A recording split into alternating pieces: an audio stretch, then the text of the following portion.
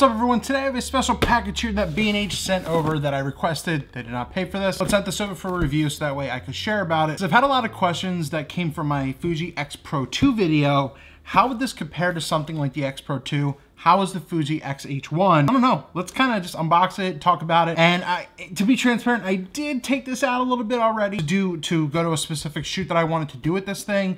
So I can really give you at least some quick thoughts from like 1 or 2 times using it already. So a little informative. So this Fuji X-H1 is about $1,900 for the body only. And it was really Fuji's big move to go more heavy into video. So all your documentation, everything like that. Most important part right here, the camera. And essentially what they did was kind of use an in-between of like the Fuji X-T2 and the Fuji GFX, their medium format camera. And this is really kind of the byproduct of that. And in which you get a camera that has a very, very good EVF, which I've already seen. You have an interesting LCD screen up top right here, which displays everything that you need. It's got a bunch of external dials that you need, and it has that deep grip like the GFX as well, like the screen. And a lot of it just seems right. Now, once again, you have a very comfortable thumb pad in the back right here, combined with the front deep grip right here. This can fit a lot of people's hands, and the ergonomic is absolutely great for something like this. And you really don't have any heft to it. Now, compared to the X-T2 and the X Pro 2, the X-T2 is a bit lighter than this.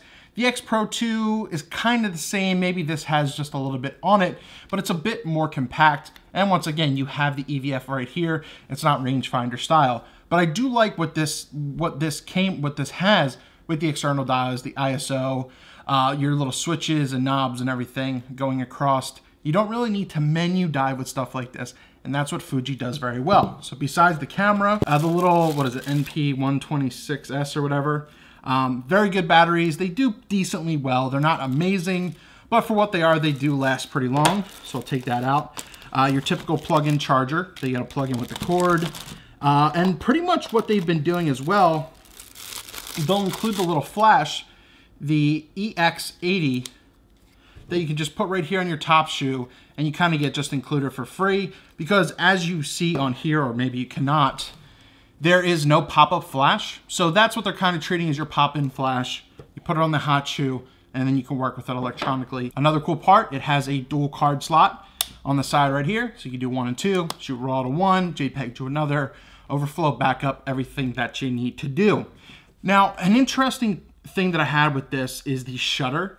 It is very, very sensitive. Like, you get a light tap and it almost takes a photo as well. So if that's an issue for you, just keep that in mind. But that's just something, but I did like it actually for the most part. The other interesting thing that I came across was the screen and the EVF. You do have your diopter here that you can dial it in. It's on the left side of it, so dial that in. That way you look through and you can adjust it to how your eye sees. The tilt screen right here actually feels very stable and very good. It doesn't feel cheaply made. And once again, it is a touch screen. Now, once again, it's not full capacity. Like, you can't go through the menus right here and click down or anything like that. You can use the little thumb stick right here, the D-pad right here, up and down, and navigate like that. So I wish you had that. But if you're in, taking photos, you can use it to tap your autofocusing point to move it around and everything. And you can actually set it so that way you could touch it and it will take a photo and count as a shutter. But you can also do it to where it will control the AF point, the shutter, which is one of the issues I had with the XE3, and how you could customize it a little bit, but you didn't have full control over that. But with this, you can turn all that off and essentially just keep it so that way you can only move the autofocusing point and you can go from there. So that very, very much helps it. I did like having this top LCD screen up here, because you can even turn it on. There's a little light right here, which even boosts it. I'll show you in close-ups, and you can really see what's going on, especially when it's very, very bright out. Once again, the EVF, very strong, very sharp, very accurate to what you're getting at when you take the photo and you preview it as well. There really isn't a lot so far, my first impressions, that I had wrong with the camera. And I did quick testing using the 5-axis in-body stabilization, the face recognition for video, and Fuji, once again, this was Fuji's attempt to go really good and hardcore in video. and it still lacks just a little bit. It's not up there in regards to autofocusing, which I know a lot of people care about. It still hunted a little bit when I was looking for a face, vlog style, you know, going to and from. But once again, that's why Canon's dual pixel is pretty big. Autofocusing aside, if you're serious about video, you're not using that anyway. F-Log, you have a lot of options for video in here. So for 1,900 bucks so far, it seems like you pretty much have a lot of what you need. Now, would I trade my X Pro 2 for something like this off the back? I don't know, and I want to reserve that statement for when I actually do the full review to really hit the streets with something like this and to really break this down and to see what it can do and what it can't do. But as of now, the X Pro 2 is still one of my favorite cameras of all time. I wouldn't trade that thing for the world. But that being said, this X-H1 is fantastic so far. I had the first impressions at WPPI this year in Las Vegas. I really like that, but now being able to see what it can really do, I would love to see how it really performs in the real world as well. But the stills and everything that came out of this, fantastic. Dynamic range is pretty good so far. But for the actual review, what would you want to see? Let me know down in the comments below, and I'll try to hit upon those. The other thing I noticed too, which I'll cover more in the actual review too, is the rolling shutter, and of course, which basically all of these cameras will not have great rolling shutter.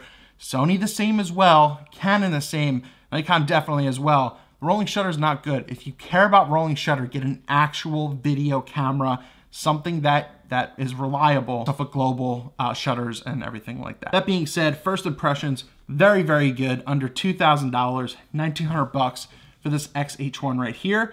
And this is the thumbnail shot right here. And I'm excited to see what this does in the real world. So leave your comments down below. We will dive into this, but my first impression so far, very, very impressed. Let's see what it does.